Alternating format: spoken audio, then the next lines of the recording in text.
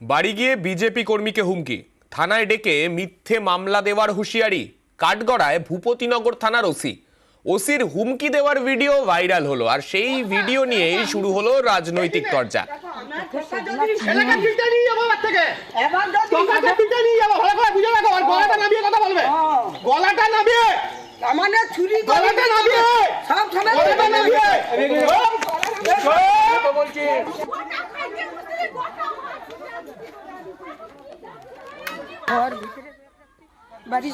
আমার স্বামীকে আর আমাকে বিনা দোষে ছুটে ইসা করা, আর কাপড় ধরা করা, ছিঁড়া দিচ্ছে কাপড় লিয়া করা, আর মাথার ছুটি ধরা করা, আর কাঁথে করা এমন করা ঠুকি দিচ্ছে, আর মাথা ফুলিয়েছে। শ্বশুরকে এমন লাদ মেরে ব্যাগ ছিঁচিয়া দিচ্ছে, ভাত তরকারি যাই যা থাইলো ব্যাগ লাদ মেরে আমার শ্বশুরকে হাত ফিকিয়া দিচ্ছে ব্যাগ।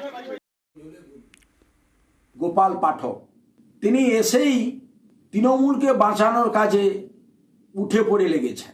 তিনি শান্ত এলাকাকে অশান্ত করার জন্য বেশ কয়েকদিন ধরে বিভিন্ন জায়গা থেকে ফোর্সকে নিয়ে এসে যেসব জায়গায় ভারতীয় জনতা পার্টির কার্যকর্তা নেতৃত্বরা রয়েছেন এবং বিশেষ করে মহিলা শিশু তাদের উপরে অত্যাচার চালাচ্ছে।